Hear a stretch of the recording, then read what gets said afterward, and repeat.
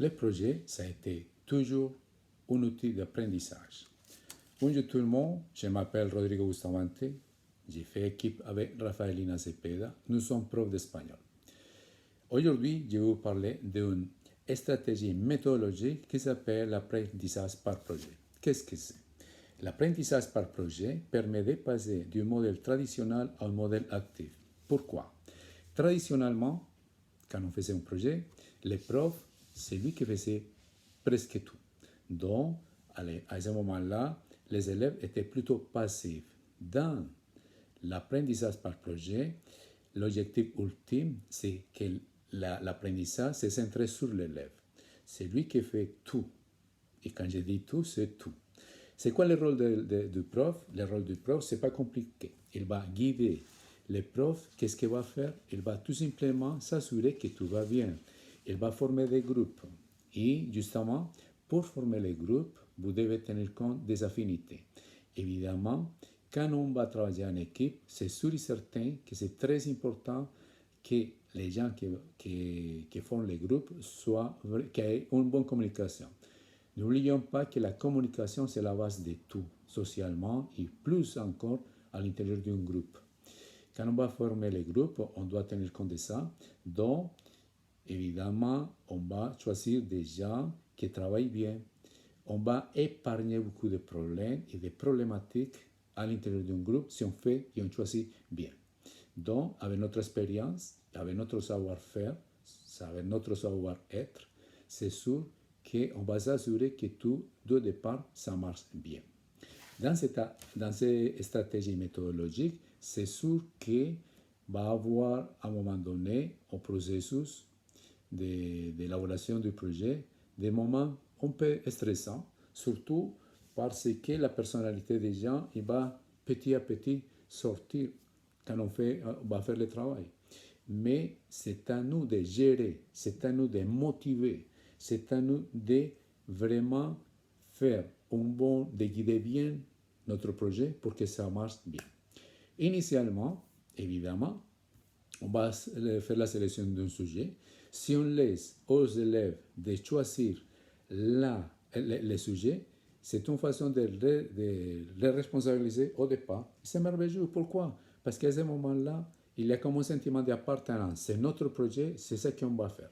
Donc, il faut déterminer le rôle des gens à l'intérieur d'un groupe pour que ça se passe bien. C'est qui va chercher l'information, c'est qui va faire l'infographie.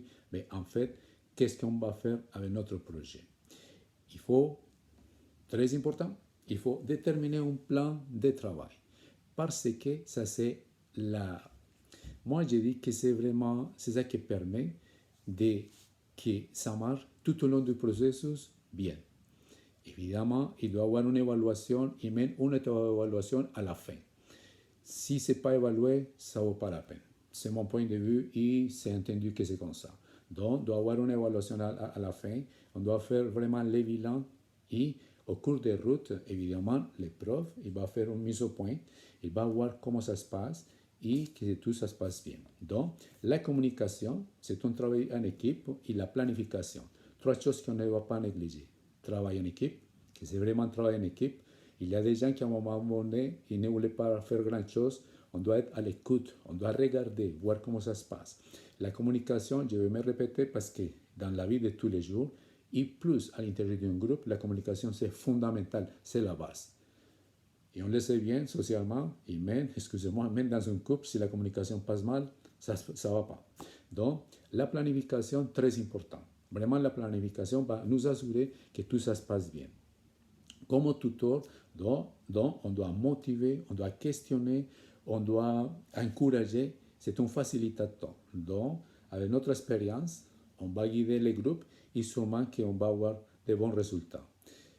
Et évidemment, après qu'on a déterminé le plan de travail, qu'on sait c'est qui va faire chaque personne à l'intérieur de notre groupe, on doit s'assurer que les gens font les tâches que chacun doit faire.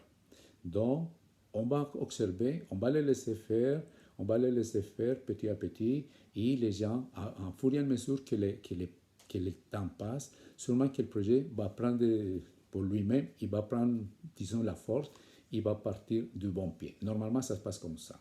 Un bon encadrement, c'est vraiment important. Donc, il y a l'activité qui s'est établie à l'intérieur du groupe, il y a la motivation, et on doit les motiver régulièrement. Et c'est sûr qu'il y a des moments qu'on va travailler avec nous, mais il y a des moments dans lesquels ces gens-là, ils vont travailler entre eux. On va être pas là. Donc, comme vous voyez, les côtés classiques, c'est fini et on embarque dans une nouvelle approche. C'est un cours magistral avant, mais maintenant, c'est eux qui mènent les balles. Ça, c'est très important. Il y a des gens qui, à un moment donné, il va falloir les motiver parce qu'ils se sentent un peu perdus des fois, mais il faut juste les encadrer. Et c'est sûr et certain qu'avec notre savoir-faire, ça va bien se passer. Donc, c'est très intéressant parce qu'il y a la communication qui ajoute pour beaucoup. Je vais insister sur la communication parce que c'est vital. Moi, c'est vital. Moi, j'ai l'expérience.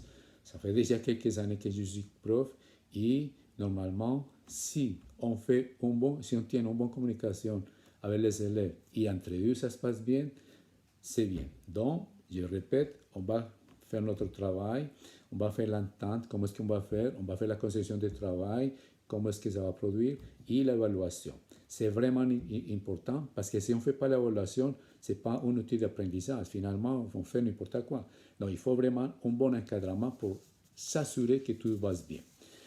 Et à la fin, évidemment, on va trouver que le travail c'est bien ou mal fait, mais quand on fait une mise au point et quand on va faire comme la plein air, on va rencontrer tout le monde, on va écouter, tout le monde va voir les produits finaux, tout le monde va donner son point de vue, et à ce moment-là, on sait vraiment comment ça, si ça a été bien ou pas bien été. J'espère que vous allez aimer l'expérience. On a vraiment mis les paquets, permettez-moi l'expression, et on a essayé de que ce soit motivant. Et malheureusement, on a le temps c'est limité, mais on va essayer de faire la démonstration que vraiment c'est un projet que ça vaut pas la peine, que ça vaut la peine et que c'est une méthodologie que vraiment, si vous voulez vraiment en profiter du potentiel de nos élèves, il faut les impliquer, il faut qu'ils soient actifs. Malheureusement, ce genre de méthodologie, c'est un peu compliqué parce que ça prend beaucoup de temps. On ne peut pas avancer comme on veut, alors il faut vraiment l'utiliser dans des moments précis. Parce qu'on ne peut pas tout le temps faire des projets à l'intérieur d'une classe parce que le temps qu'on a, c'est très limité. En plus, on sait bien que dans nos classes aujourd'hui, il y a beaucoup d'élèves avec plein d'interventions. Et ça, c'est une des choses que, d'après moi, que je suis en train comme prof, comme sûrement que vous aussi, de vivre ça avec des élèves, des plans d'intervention. C'est plus complexe, c'est plus compliqué. Il faut vraiment gérer la situation. Je vous souhaite bonne chance et ça a été un plaisir.